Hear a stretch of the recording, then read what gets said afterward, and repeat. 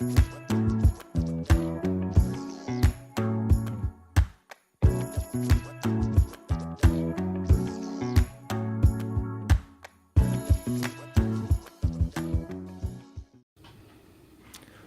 folks, we're here today with another Conversations with Chris.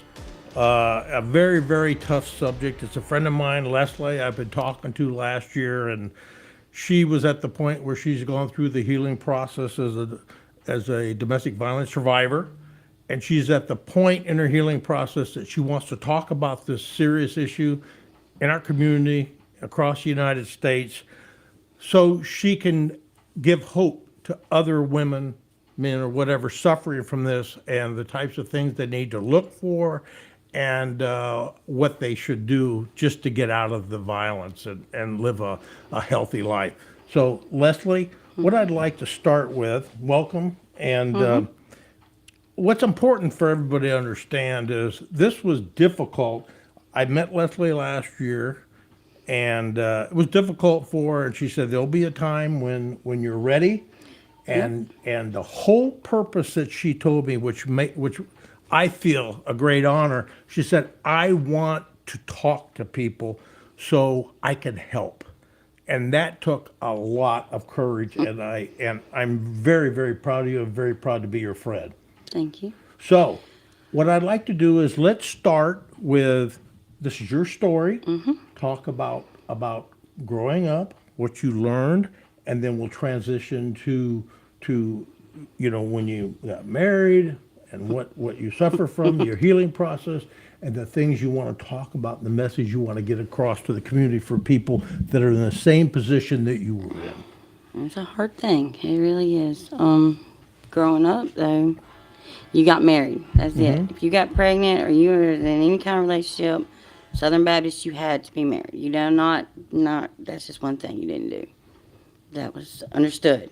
Right. So growing up, you never get divorced. It don't matter what it is. It don't matter if you marry an alcoholic. It don't matter. You gonna be married. That's just, don't break that. That's pretty much how it was. You know, No ifs, ands, or buts. Yeah, That's just there was the no way it separation. You had to grin and bear it. And I mean, honestly, looking back now, my generation, we were groomed to be housewives. We were groomed to be, this is how it is. And if you don't, you get shunned and, that kind of thing, which is wrong. And girls my age were asked to be a certain, you had to carry yourself a certain way. And it's still now, like with my daughter. I worry to death because she's so self-conscious. And that was my thing growing up. I was a very self-conscious person. Got bullied in elementary school. So here I am trying to fit in. And, middle school, high school, body's awkward. Trying to figure out who you are. Which, in your opinion, is like a normal process. Yeah, I mean, regular teenagers, but with society, the way they look at it, you have to be a perfect size 0, or you have to be this way, or you have to be that way, and that shouldn't be that way. That's one of our major problems to start out with, because you break that person's self-confidence, whether it's male or female, it don't matter. And now with social media, it's even worse than it was, because we didn't have that. When I was growing up, we had dial-up. Yeah. And that's half the time you get dial-up. We didn't have, anything. We had 3 channels on TV. Okay. Pretty much that was it. Which, I don't mind that. I like simple, living, small town, but that's not going to happen anytime soon. Right. Around here at all. But, like, even with my daughter now, she's self-conscious. She's got problems with whatever. Too much fat on her thighs, or too much this, or too much that. And that breaks my heart, because I see myself. That's how, in high school, I should have seen the red flags. Person, he knew I was self-conscious. I didn't think I was pretty or good enough. And then you got this person who comes to you, and he's like, you're gorgeous, loves you. He's going to, okay, you think you're in love. But it's really not. He's just a predator trying to... It makes you vulnerable. You're very vulnerable at that age. I mean, 16, 17, of course you're vulnerable at that age. He says he loves you. I mean, and he was 5 years older than me. So he was 22 when we met, and I didn't know it. And we met at 6. I was 16. And then I moved in with him when I turned 17. I didn't know no better. I thought we was in love. But he knew what he was doing. And it's so hard because you don't think until you're, it's 20 years ago, 22 years ago, actually. You don't think about it until you're way past that. And you're like, well, you start shunning your friends away because you just want to make him happy. And then, he was older, so you got a different set of friends. And before you know it, you're all alone. And you have nobody. You have nobody to contact. Like my family. I went 3 years without even speaking to anybody in my family, really. Really? Yeah, because I was going to school, because I did graduate. Pregnant. I was pregnant, but I graduated. Oh, that's great. I mean, I had my oldest like 2 weeks after graduation. So, yeah, it was pretty hard. But by then, I had no friends, couldn't talk to nobody. Before him, I'd never done drugs, never smoked a cigarette. I was, went to church, all that, because my grandma raised me pretty much. And you really couldn't turn to your parents because I wasn't going to say I'm wrong, of course. I mean, teenager, they're not going to ever say that they're wrong or they made a mistake or it just wasn't going to happen. So Right. I was going to deal with it on my own. That's never a way to be. Okay. Believe me. It's not. I would have saved so much time had I listened to my parents, honestly. Now it's very hard to think about because, I've lost my dad. My mama, she's not doing the best, so right. you can't make up for them things after No. that. So I live with that regret, but that's my own. But with him, it was crazy. It was so fast that it happened and how I got cut off from everybody, everything that I'd known. Like, it was insane. And then being pregnant, I didn't want to have a fatherless child. I mean, who in the South wants to have a fatherless child? No, nobody. That was unheard of. You couldn't do that. So I got married. But as soon as them papers were signed, it was like a switch went off.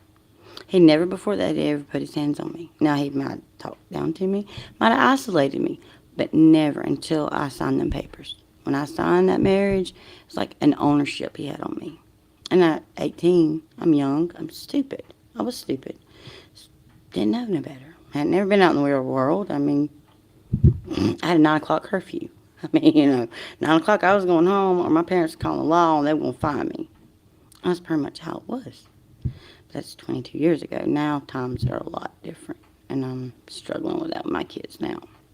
So once you signed the papers, It's pretty much and like he owned me. basically you became a possession, and he was very possessive. Yeah. Oh, yeah. Oh, yeah. It was, every time I turned around, I was cheating on him. And I mean, that's the only person I'd ever been with. Right. Ever. And that was just unheard of. When I did that, he was going to stone. We was going to be married. We was going to be together forever. But he turned into a whole different person. Like, it wasn't just controlling. It was just simple, stupid things. Like, if I did something wrong and he'd get angry, well, then that anger would turn towards me. But then we had a kid. So it was, I didn't want my son to grow up in that. But then again, I was stuck. I mean, I had no life skills, no kind of job. I had one job I ended up losing because of his possessiveness. He accused me of being my supervisor. I went to work. He had to work on the same shift as me. He wanted us to take our breaks at the same exact time just so I couldn't talk to nobody else. Couldn't have no friends whatsoever. I mean, it's complete isolation. And that's how, if you're self-conscious, like, and that kills me about my daughter. I'm so glad she's strong. But I've seen just her dating deal is, high school is such a thing to go through. It's different now than it was when I was in school. But I'm glad that she has enough about herself. She has picked the right person. Like, it's not, there's no jealousy. She can have friends, he can have friends. It don't matter if it's male, female, whatever. And they don't get jealous. They talk, they have communication, something we didn't have. So when you look at the emotional, like the possessiveness, the control, and then did that turn to physical abuse at that point? Yeah. I mean, how far were you? Are you okay with me asking this? Yeah. How far were you into the marriage when, this possessiveness turned to? 6 months, maybe. Were you surprised or you knew it? Yeah, the first time it shocked me. I could never imagine that he would have done that. I mean, I was completely shocked. And he left, and I had a baby, and I'm sitting here thinking I'm going to the hospital getting staples put in my head because he's bashed my head open and left me there just to whatever. He didn't care. And you didn't have any money or anything? And you couldn't call anybody? No, we didn't have cell phones back then. I mean, there wasn't no cell phone. Not there. I mean, and plus I had been so isolated, and it was just hard. I mean, I was supposed to be married. I don't want to admit that anything was wrong. So of course, put the makeup on, did the whole thing. Like nothing happened. He was so sorry. He didn't mean to. He'd been drinking. Every excuse you could think of in the book. Didn't the hospital question? No, no. Did you tell them what happened, or did you? I never got any rest. Never got a chance because I was never alone with a doctor. Or now, if you go, they're supposed to take the victim or what they would perceive could be a victim and talk to them alone. Right. Away from anybody else, away from letting anybody know. Back then they didn't. I had his stepmom in the room with me the whole entire time. So, of course, I wasn't going to be able to say anything because the fear of him getting in trouble, and she didn't want that to happen, of course. So they were just like, well, she just fell down the steps. That was the whole deal. I just fell down the steps, busted my head. So when he left that first time and you went to the hospital, how long were you by yourself? Did he come home the next day, or was he gone for a while? Or? That night. That night, because we was at his father's house. And then it was. And I mean, his parents, they were like, they couldn't believe he'd done that. They were just, especially his mother, God rest her soul, she's dead now. But she gave him what for. She just could not believe that he would ever, because he grew up in abuse. And I guess that's one of the things where it's systematic. You learn what you see, what Right. you know. You have to break that, which is what I've been trying to do with my kids. My son, he would never hit a woman. That's something I've taught both my boys from. Don't matter if that woman slaps you or what, you walk away. Do not ever put your hands on somebody you're supposed to love. It's just not what you do. It's taken me this long to find that out, and a lot of therapy and a lot of everything. But if you love somebody, you're not going to put your hands on them, period. So when he came back, was it different? Was it better for a period of time, or did Not it long. now? Not long. So did the violence escalate at that point? Yeah, I mean, it was pretty much just from then until I left him. It was violence all the time. How long were you there? We were together after that point. See, my son, he was about 6 months by then. He was 2 when I finally got away from him. How were you able to get away?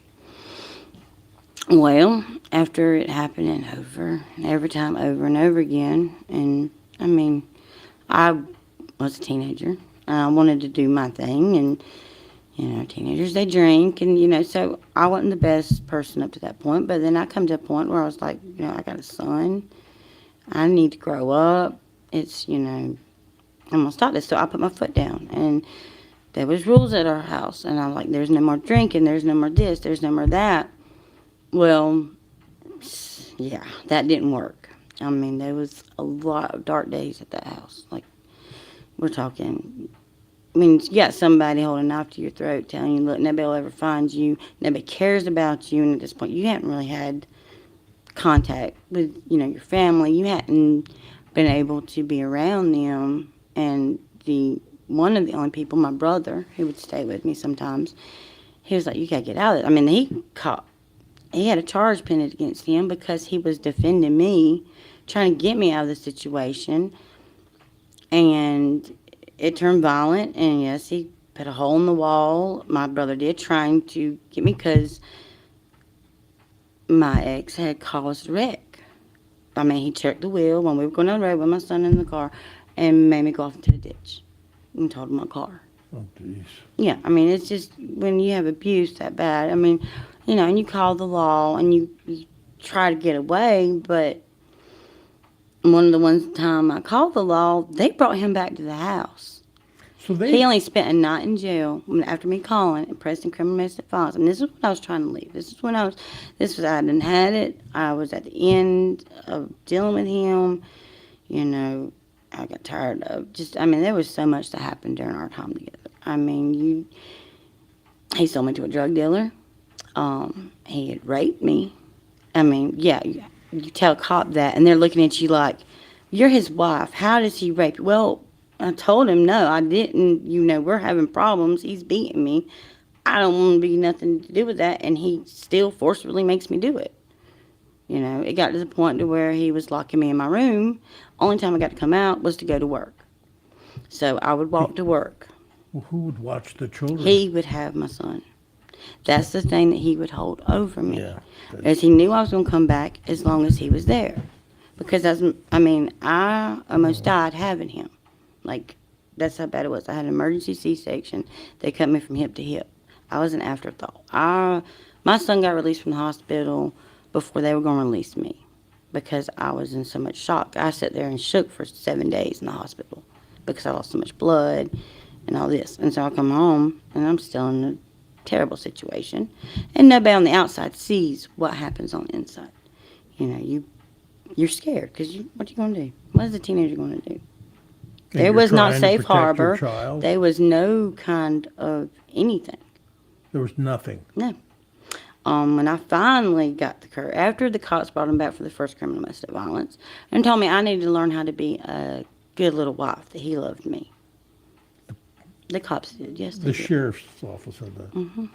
Luckily, that cop is no longer there. It's been changed because we got Crenshaw now. Back then, we had Singleton. He was the sheriff, and, so that was a whole crapshoot there. But, yeah, they brought him back to the house and told me that I needed to learn how to be a good little wife, that he loved me. So, and you couldn't talk to your parents about it, right? Well, they knew, and they had been a kind of a struggle there. But, we was married. It was just a hard situation. And I moved out, and when I moved out, I didn't move out on good terms. That's a regret I have, and I can never fix that.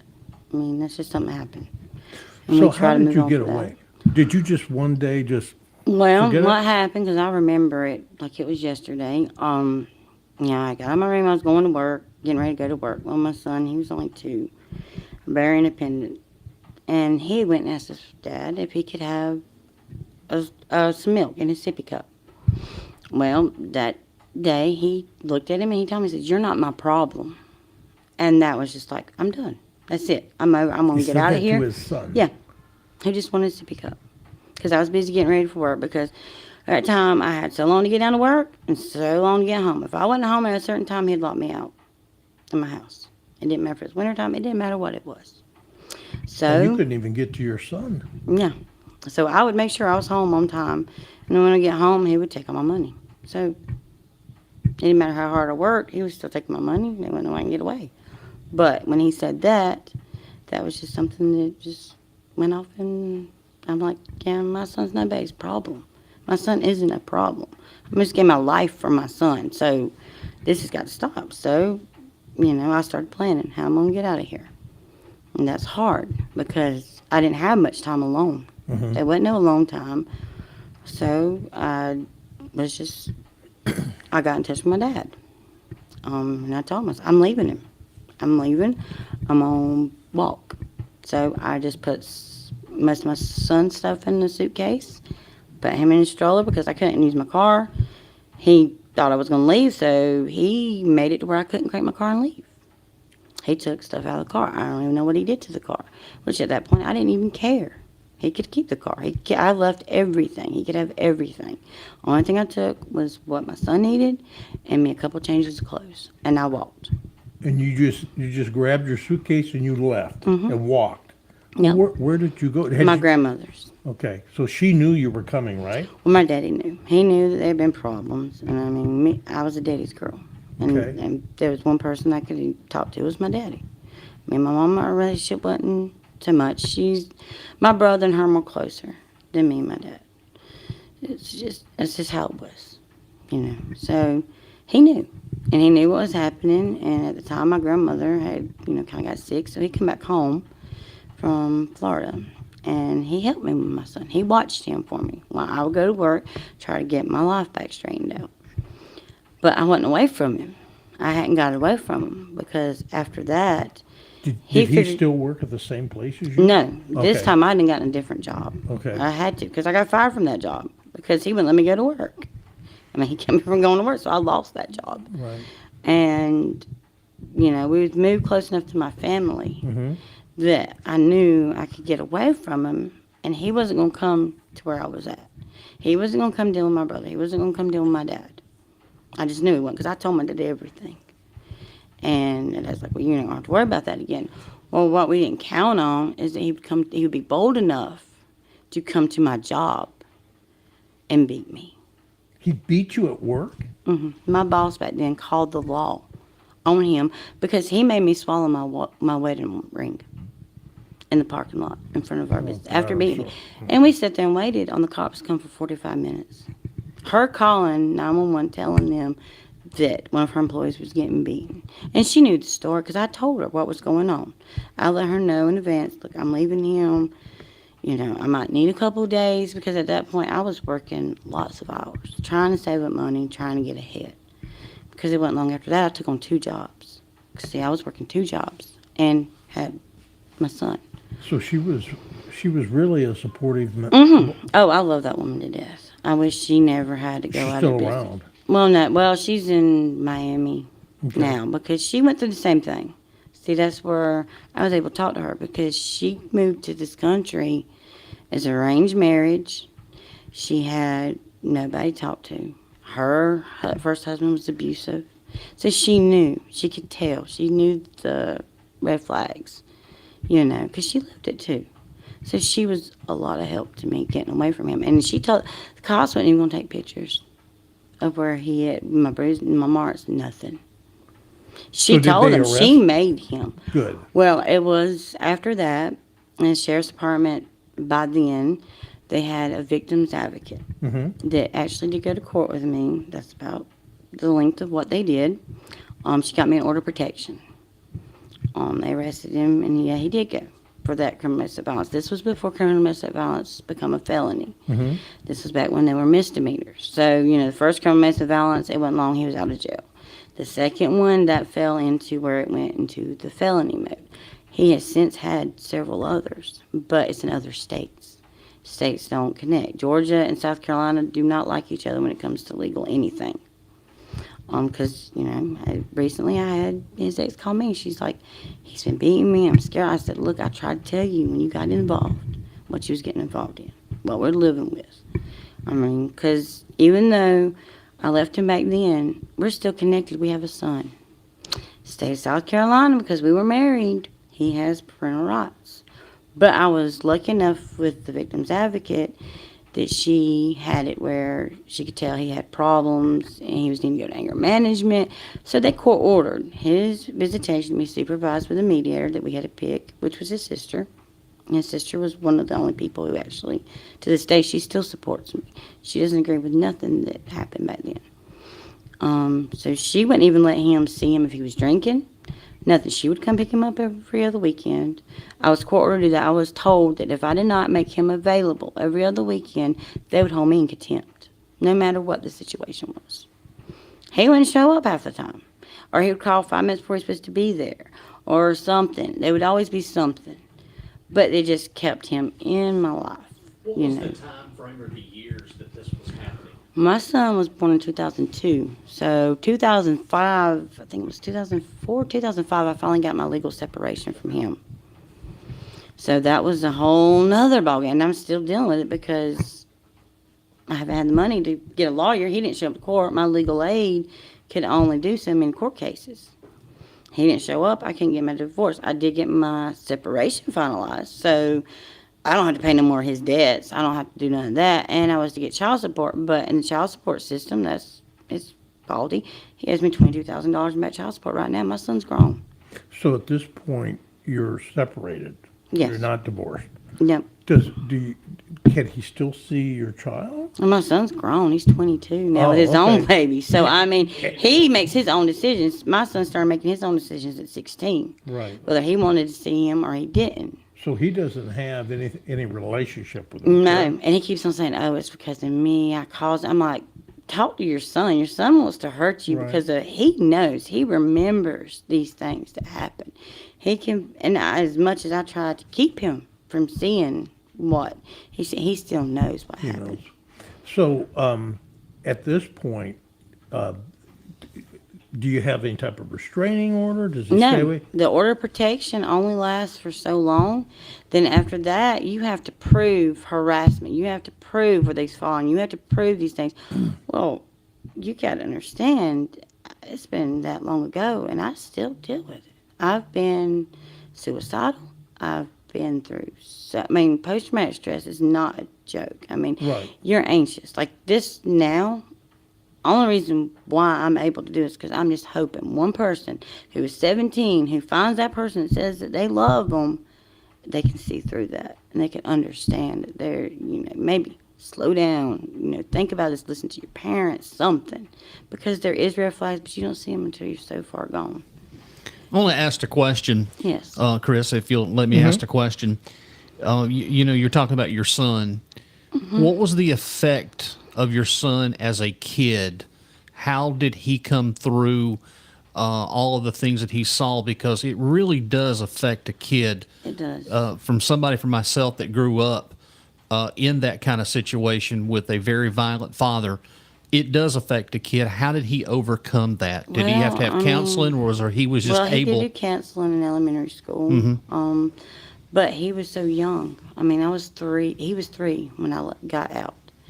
And it was just how it all happened. I met Kendall. So he stepped in as a father figure. We had a relationship. And at first I didn't, he never seen Patrick for forever. And then all of a sudden, it's just, he wanted to meet him. So I was like, okay, well, we're committed because when she meet my son, that's it. I don't just let people, some of these girls now, they don't care. They have 2 or 3 fathers to these kids, Right. And I'm just was like, no, that was one big thing.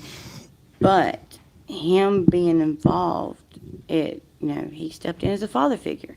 He was there. He had lived abuse. He knew, so it was kind of like And that taught him. relationship, Yeah, because it wasn't never forced on him to, this is your dad, you're going to call him.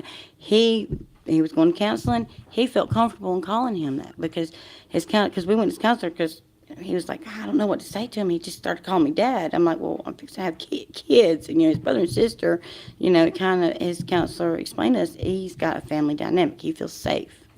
So in this, he feels safe. So you don't make him say anything. Well, it wasn't on us. He started calling his biological father by his first name on his own. It didn't have nothing to do with anything I showed him or told him. And that's what Max wants to say is that, oh, well, you brainwashed him against me. No, he's seen that you didn't come pick him up. There was several weekends that he would cry with his bag, waiting on y'all to come get him, and you would call and say, oh, well, I can't come get him this weekend. So I'm having to scramble to find a babysitter just because you are playing this game where you still have control over me. That's all it is. And it's still today, it's still control. So- Even now, 20 years later, he still tries to get control over me. Okay, so with your son is an adult. And then today, you're separated. So, God. so can you, this is the thing that something I have a hard time trying to understand legally. So he can still harass you and hassle you, and Yeah. I can go through the whole order again and get another order of protection. so are you finally at peace now where you have your own life, Yeah. undisturbed, Well, and as much as it could be, but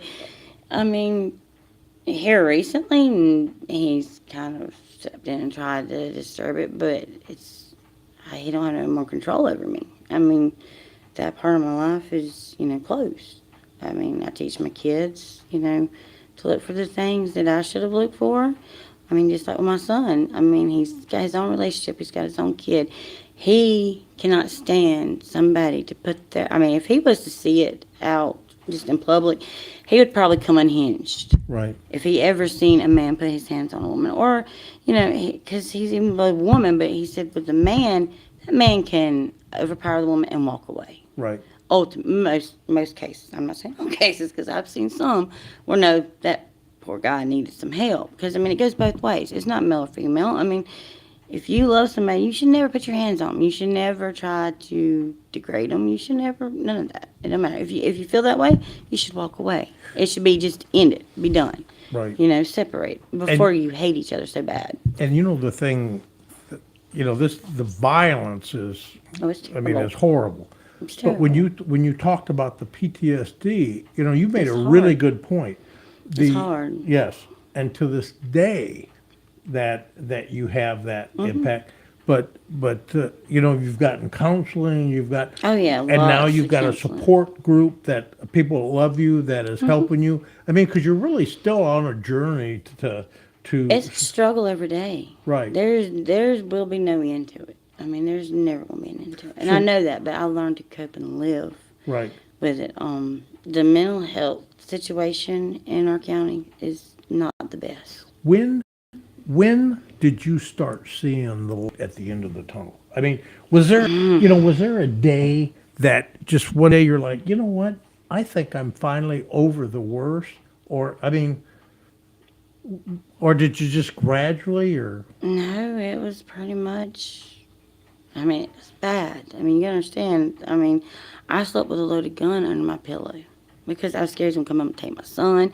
He was threatened that I was scared that he was gonna come get me. And Lord only knows what he would do with me. Because order of protection ultimately is a piece of paper. right? I mean, you have to get the law out there. Well, it's going to take 45 minutes to get law enforcement. And I'd already seen that proven to me the last time.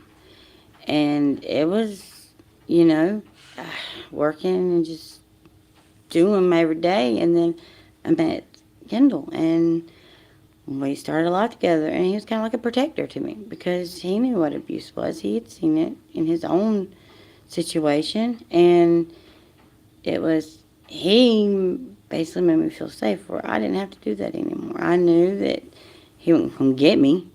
I mean, I wasn't going to get my son. How long have you been with Kendall? We've been together, what, 18 years now? Okay, good. Something like that. It's been a long time. And So- it wasn't always easy. I mean, when you, and I can tell you, it wasn't easy on him because I didn't trust nobody. Right. Your trust is broken completely. You shouldn't trust anybody. And I so mean, how then could at you? that point, you're hypervigilant. Everything's a lie. I mean, and you're comparing the person you are now to who you was. I mean, in my situation, that's two serious relationships. Only two serious relationships I've ever had in my life. And it's hard. It's a strain on a relationship, though. Plenty of times I know he's just, I'm walking away. We're not going, because, I mean, you deal with suicide. You deal with not wanting to live anymore. You know, if it wasn't for the kids, I probably would be dead. Right. I mean, because they're the thing I live for. I mean, that's the one thing that I found through therapy, that if I was to do something to myself to harm myself, which I struggle with every day, it's not a lie. I struggle. Suicide, you can be suicidal and not act on it, but No. still have them thoughts every day. It's just torture. You know, I'm a horrible person. This is all my fault. You know, you go through them thoughts, but you have to learn to cope. You have to You know, deal with it. You know, the thing is that bothers me the most Mm-hmm. is, you know, when, you know, we see the abuse, Mm-hmm. and then people will be like, well, that's a private thing between husband and wife. I'm like, that is the Yeah. stupidest I heard thing. that a lot. I Yeah. mean, you're supposed to take care of I your mean, home. You're not supposed to, And you then know. you're How you gonna work it out? You have nothing. It's like, are you not even human that you can't understand that, you know? So the thing about it is that people see, and now they're seeing as you know, the thing is that I was very surprised and very pleased about is you reached out to me before August last year, and we talked. Well, because that's a big thing to me is with me dealing with it and me seeing it in this area, mental health and criminal domestic violence are two big things to me that needs to be changed. I mean, there needs to be a whole overhaul of our system Right. because nothing's easy. Nobody comes to help you. I mean, if it hadn't been for my family, I would be right back where I was. Exactly. I mean, because there wasn't no safe harbor. There wasn't nobody coming to rescue me. Homeless shelter, forget that. I mean, you know, it wasn't going to help. I mean, And it's not a matter of people saying, well, all you got to do is leave. it's harder than you think. Ex- I mean, because Exactly. I mean, It's like you're a prisoner, right? I mean, pretty much. And you're broken to the point to where you believe what you're told. Right. And when you're hearing every day, nobody's going to come find you. Nobody cares that you're dead. Nobody, you're here with your mind. You start to believe that. I mean, so much like they say Stockholm Syndrome. You start to survive. You go into survival mode. The only way I'm going to be able to survive this is I'm just going to do what he says. Right. He wants supper at this time. It needs to be on the table this time. It needs to be this. It needs to be that. House needs to be this way. That's the only way you can survive. And it's not that easy to leave. The only thing I can say is I just snapped when he said that about my son. That was it. That was the only reason why I was living, because I'd already tried to commit suicide at that point. I'd already tried to end it. The only reason why it wasn't ended was because of my son. Right. And it's hard. I mean, you're 18, 19 years old. Where are you going to go? I mean, well, 20, 21. I mean, you're a woman, You're still but you're young. still a child. You're young. You're still a child. And if you've been like me, I was, when I doubt, I had been sheltered so much. I didn't even know what was in this county. I didn't even know that there was an upside Seneca. I thought downtown Seneca was it. That was all Seneca. There was nothing else. We went to the grocery store in Seneca. We didn't ever travel up any further, and we only went once a month. I mean, I think because it was nothing back then. I mean, now, hey, you got a Dollar General on every corner. We didn't have that back then. Right. I mean, we had like one store in the area. So Leslie, when you look at this, and you have, I always got to say, okay, and then you got men, but really, it's just because I've seen it in my family too. So Well, when men and women, it isn't either way it goes. I mean, men don't get no help. I mean, they'd be laughed at if they say a woman's abused them, but it happens. so when you, as you look at say a woman right now that hasn't made it as far as you and is in the position, they got the child and they're hopeless and everything else, what type of message, what would you send, like an example, if they came to you and said, Leslie, what do I do? I mean, what would you say? It's hard. It's not going to be easy. I mean, you can either sit there and continue, it's not going to get no better. You're going to end up in a barrel somewhere, you're going to end up in a grave. And if you don't have anybody to talk to, nobody that you've reached out to, nobody you've confided in, nobody's going to be looking for you. And that's what they're going to put in your head. But if you really want out, you can get out. It's not easy. It's not everybody's going to be able to. I mean, it was hard. I mean, it's still hard. I mean, I'm trying to get over and this has happened 22 years ago. Right.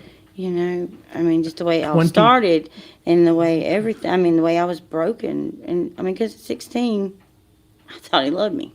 No, So when that you was look- not love. When you look, exactly, and when you look in a situation like this with this abuse, you just said something very important that people really need to hear. 22 years, Yeah. and you still have the after effects. I mean, you're getting better every day. Oh, yeah. But for 22 years, you still have Yeah. the nightmare, and I mean, it's just Oh, like yeah. so. When people say, I mean, it's always easy for somebody, like when they say, well, I don't know why they just don't leave. Yeah, that's easy for you to say because you're not You're not in that experiencing position. You haven't been beaten. You haven't been broken. Exactly. And it's you get, systematically done over time. and that's where you need to understand and Yeah, have it's not that easy. empathy, and you need to see, people will see somebody that's like, well, they look pretty good to me. Yeah, Well, on the outside, of course, you don't want everybody Exactly, to believe it because because you don't they're- want to go home and be beaten because there's Exactly. a hint that somebody knows, or you have to go home with that person. Right. So you're going to act the part. You're going to do whatever you're told to do. You're going to keep your mouth shut. You're not going to make eye contact. You're not going to have an opinion. Whatever they say is yes, that's what it is. And it's hard. I mean, there was people on the way, like I told you, I got sold to a drug dealer. Well, that drug dealer told me, he says, honey, you need to get away. He says, I can tell you're not like the normal type of person I deal with, that I'm going to be out here, pimping out or whatever. He's like, I know you're not. You need to get away. You're worth more than that. Well, yeah, but how am I going to get away? We don't have a system set up with mental health. We don't have a system, when these people go in the hospital, okay, if a doctor, nurse, anybody could tell that there's something off. They should have the room cleared, have somebody come in, like a counselor or something, come in and talk to the person. Say, listen, you're safe. Do you need help? But then after that, we got to have something set in place, Exactly. and we don't. It's so sad. Okay, if this was abuse was happening to me again, I'm in the emergency room. What's going to happen after that? Who's going to contact me? Okay, the victim's advocate. She went to court for me one time. That's it. She got my order of protection. I never heard from her again. Still to this day, I haven't heard from her. Right. And you know what?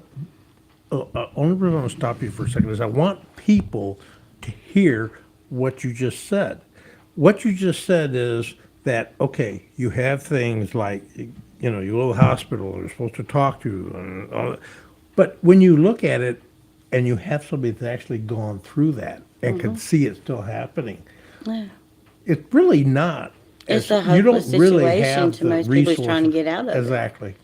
And I mean, I don't understand. Safe harbor is no longer, right? They're out. So yeah, for a short period of time, they might have helped some people, but now if a young person who's 18, 19 is in the same situation, what hope do they have? I mean, they go to the hospital. Okay, the cop takes a statement, whatever. They get arrested. You go home. Well, what if you relied on that person financially? What if they were the breadwinner because they wouldn't let you go to work? You had no option. You're there. So now you're lost. You have no skills, no way to support yourself, no, nothing. I mean, and they say that the cop's supposed to call you and let you know when that person gets released. I never got a phone call. Right. Nobody ever told me that he was getting released. Nothing. I mean, I had a cop bring him back. And I'm like, why are you bringing him back here? Like, I just had him arrested. And they're like, well, because this is his address and you just need to be a nice little wife. And I'm like, are you kidding me? And I was like, this is not going to end well. And it didn't. It didn't Right, end well. right, I mean, right. I got the crap beat out of me for that. Yeah, yeah. And then, like I said, and I read some of these, we had a guy that was arrested and indicted, and I mean, I was reading these comments, and it was women writing them. I mean, and Well, it's I like, noticed, it's too, like, on the well, other that's because side, that should be private. You got to think on the other side of that, though. If that person who's the abuser, what if that's all they know? Mm-hmm. What if that's what they seen growing up? What if that was what was instilled in them? And you're the man. You're supposed to take control. Your wife's not supposed to act like that. So you got to look at it that, and there's somebody sympathetic that way. But at what point do we break the circle? Exactly. I mean, at And- what point do we change things? And rather than looking at saying, well, it's private, they should be shouldn't saying, be private. you know what? We need to make sure people are safe. Yeah. You know what? You can argue with somebody, but when it gets to the point where somebody's being hurt and psychologically being hurt, it's like, Yeah. where does it? You have to be able to shout that from the rooftop. Say, hey, Nat, this is not acceptable. Well, I mean, in any relationship, you're going to have your ups and downs. You're going to have your arguments, disagreements, whatever. I mean, you're going through life, you're trying to figure it out. But it should never become physical. It shouldn't ever be where you're degrading somebody else. I mean, it's just not Absolutely. how it's supposed to be. I mean, you can disagree. I can disagree with but we can agree to disagree at that point. I've been married 45 years. I mean, and I mean, Yeah. and I'm sure there's been ups and downs in your relationship. Y'all had Oh, yeah. arguments, and but you've never No. physically hurt them. You've No. never publicly degraded her. You've never It's the best. done anything like that. Well, some of No. these people who get The best abused, ally I ever had. But, we argue. I mean, we I mean, both of have course, strong everybody's got personality. opinions. Yeah. and that's something as in an adult relationship you But we learn talk- through. but we talk it out. Communication is a big thing. And we didn't have to go through what you Yeah, did. it's and hard. I'm very, It's- very sorry. But you know what? The thing about it is, just last year, me Mm-hmm. meeting you in August, and now where you are now, Mm-hmm. I see, I mean, when you talk, you would make eye contact, we would talk, and I was listening. But now I see even a bigger difference. Yeah. I see, I mean, I work on it. I mean, I have journals. I write about my past. And a lot of it, too, with my kids. They help me more than anything. And you should give a lot of times people will say, that's really good. But what you need to do sometimes is when you're looking in the mirror, you need to be proud of yourself. Well, What you've been able to. That's a lot. I mean, that's I part know. of mental health. When you're going through the whole looking at yourself and being confident and, because, I mean, when you're abused, you're broken completely. I Right. thought I was just, nobody was ever going to love me. I was never, because, I mean. And you're it's- learning differently. Yeah. And you have to get that self-confidence. You have to get the self-image back. That's one thing that, when I was in active therapy with my therapist, that's one thing we worked on, is I have to have my own self-confidence. I have to look at myself in the mirror and be able to see, a beautiful, strong person. And in the beginning, it wasn't that easy. I mean, I didn't look in the mirror for a long time. I mean, Right. I still have scars. I have permanent scars that I'll always have, and I see them. Maybe nobody else can, but I can see, the 5 staples in my head. I can see, just different things that was done to me. Right. But nobody else can see that. But you're so broken, and it's like you have to work on yourself. And in this world, it's hard. So And it just gets harder. it is. And I look at this and the message that is coming across to the community is, okay, you're seeing the impact of what happened. I'm better, but you're seeing this is serious. It is very It serious. it can kill people, and the impact that you can see to a human is something that you may not see if I'm in the store and everything's fine, but it's not. So when you see the domestic abuse and you see it happening, and you hear it's happening, then you need to be out there trying to help somebody Yeah, and say, "Hey, listen, are you really it's okay?" hard To get through to because people, they'll look at you and they'll be like, well, that's just not happening. I'm like, look, I see it, I lived it. I can tell by body language, there's something more going on there. Maybe, they need to talk to somebody, maybe, but there's no help out here, none Right. whatsoever. I did check, and I wanted to confirm that Safe Harbor is actually back open. Oh, they are. Well, Yeah, that's that's they good. just opened back up for operation Right. about 2 months ago. There is another question I wanted to ask you. Mm-hmm. Did you ever reach out to the church community for help? No. I mean, there just wasn't, you didn't, I had Yeah. already had a son and not been married, so it was, Yeah, there. church was kind of, I mean, there was a lot I went through. I mean, when you're dealing with that kind of stuff, yeah, I did drugs, I'm not gonna lie. I mean, that was part of it, but that was how I dealt. Is that how you had to cope with it? Yeah, Is- because it's almost like you can numb yourself and not feel the pain. anything. The pain. And I mean, yeah, the physical pain was bad, but the emotional pain was a lot worse. I would have rather to be beaten than have my Well, that- emotional self broken, because that- that's far harder to replace than, having a gash on your head. They do say that the physical heals quicker than the emotional, because the emotional, It stays with you a lot longer. it stays with you a lot longer. And again, if you don't deal with this, it can affect your life. As someone is a kid and a teenager that grew up in domestic violence, it took me until I was at least about 23 or 24 years of age to realize that wasn't my fault, because I carried the guilt for a long Yeah. time that it was all my fault. I was the responsible. I was the reason. And when it came right down to it, I wasn't the problem. That was one of the things I struggled with my son, was because I didn't want him to ever feel like any of it was him, because it wasn't him. No. He was put in a situation and he shouldn't have been. But that's the one thing that I got out of the whole situation that I'm so proud of. He is such a fine young man. I mean, and he agrees. We have to change that circle, because if he continued on what he's seen when he was doing, he should be beating his wife. He should, because that's the way he is. The generational Yeah. cycle. But I had to step in and say, we're breaking that. We're not doing this no more. This, that was way back, when. We're in 2024. We're in, this is the future, even now, like with my kids, I don't physically, I mean, I can only think of maybe once or twice that I've had to whip my children and all, and that pretty much fixed me out of high school. I'm working on grandkids now. But, I mean, that's just something that I did not want in my house, is I did not want that physical. I don't want my kids to fear me. I want them to respect me as their parent, but I want communication. And that's what we've worked on. It's Exactly. communication. They can I always mean, come to you. yeah, and- I mean, and we're your open. I love, mean, I've never support. kept nothing from my children. Even, my bad decisions that I made, they know about them. Mm-hmm. They know that I've had issues. They know I've been in jail. They know about all of it, because the way I feel about it, if I keep that from them, that's like basically lying to them. So how can I say, y'all can come to me with anything if I can't even go to them with all my problems?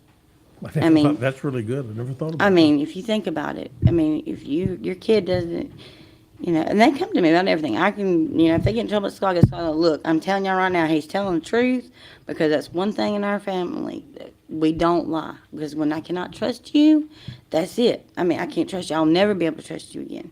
So we've taught them from early on, it don't matter how bad it is, as long as you don't lie to me, we can work through it.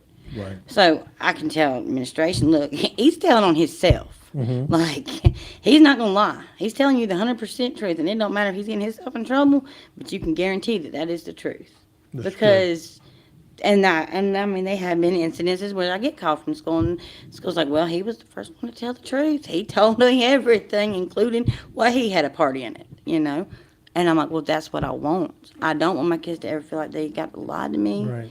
Because we shouldn't live in a world where we have to do that. But we do. But that's quite an accomplishment with you being able to, It's hard. to teach that. It's and- hard, and it's where my generation is going to have to break that. Right. And it's hard to do because the way I was raised, I mean, I got beat with a king hickory. I had, and that's a thorn bush, and it's not one hickory. It's like 4 at a time, and you get trouble. I only got one weapon like that, never again. But luckily, my parents, they come from another generation where it was accepted for them to be hit, or you didn't make any noise. The kid is not supposed to be heard, that type of thing. And, at some point, my parents were like, well, we're going to change this too. Right. And that's the same thing still. I mean, my dad's gone, but my mom, I'm like, Mom, we do this in our house. We try to talk to him. She's not a good talker. Sometimes she likes to yell a lot. I don't think she realizes she yells as much as she does. But she's been through a whole lot in her life. Right. I mean, it's just, in her story. I mean, her life wasn't easy growing up. My grandparents, Well, she's learning from you. But yeah, and see, that's the thing. And if I can change just a few lives, I'll be happy. But I learn from my kids. It's I hard. change opinions based on. it's really things- hard. And I Yep. mean, you got decisions, you got consequences you live with. So that's another thing that we're dealing with. Like, you got to make your own life. I can't tell you how your life's going to go. If you want to move out at 17, let me tell you what I went through. Mhm. This is how hard it is. This is how much you struggle. You're going to be working 2 jobs. You're going to be, barely making it. And with the economy now, you're barely making it even more. So you might need a 3rd job. You're going to be working all the time because you got to have an education. Luckily, I had an education. I graduated. So at least that helps me in the job world. But, you have to learn your own mistakes. It's hard. It's Well- not an easy lesson. My kids are slowly learning it, Right. but they're doing very well with it. You've given us. You've given us a very good perspective. It's Of hard. a lot of things, and I think talking to the community and making some recommendations. I mean, I think that's a very, very powerful message, and the part about the PTSD, it's just It's ongoing. I'll have it for the rest of my life. I Right. mean, I cope with it. My anxiety's gotten better. So, or I used to, I couldn't talk to a person. Exactly. I couldn't go out. I would overanalyze every call, and I still do. Like, coming here, I was like, okay, what all questions could be asked? How am I going to answer this? I mean, you go over this thing in your head, and it can be so but you can. tiring. It can be physically, like, your Right. shoulders start hurting, like Right. you're always on edge. But the anxiety part, I mean, yeah, they can give you pills. They can pill you up, believe me. Been there, done that. Done went to the mental thing. A lot of medication. I had to make a decision. I'm coming off my medication. I'm not going to rely on this medicine for the rest of my life.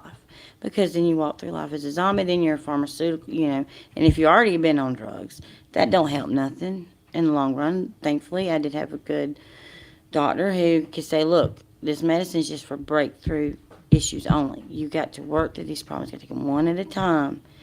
And you don't need that medication to be like, because, I mean, yeah, I could be taking a Xanax for every day for the rest of my life just to deal with talking to people. Right. Like, I have a hard time, like, even at the restaurant. I mean, if that dining room gets crowded, I can't go out there. Right. I feel like everybody's looking at me. It's hard. They're judging me. They're saying this and that. Like, that's always at the back of your mind. But you have to try to work past, and it's hard. I mean, my daughter, she has anxiety. Don't know where it come from, but she does. She can perform, doing what she does in front of a bunch of people. But when it's more of an intimate type situation where people can really look at her, she'll completely break down and just have, Right. and panic. And it's just, you have to breathe through it and you have to just try So to you're work helping through her it. with that. I mean, your comfort zone. And I mean, now I have people around me that support me. I have coworkers. I have, I say my coworkers, but they're my best friends in the world. I mean, even out of work, like, we're going to go and do something tonight. They're there for me no matter what. I can call them up at 2, 3 o'clock in the morning. If something's bothering me, I have a nightmare. I can talk to them because they go through some of the same things I do. You have to find them people, and they're my family. I mean, you got blood family, but they are my family. I spend holidays with these people.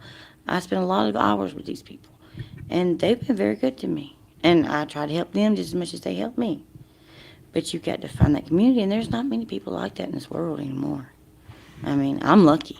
I'm Right. very blessed in the situation I'm in right now. So, I want to thank you Mm-hmm. for coming today and, talking to us.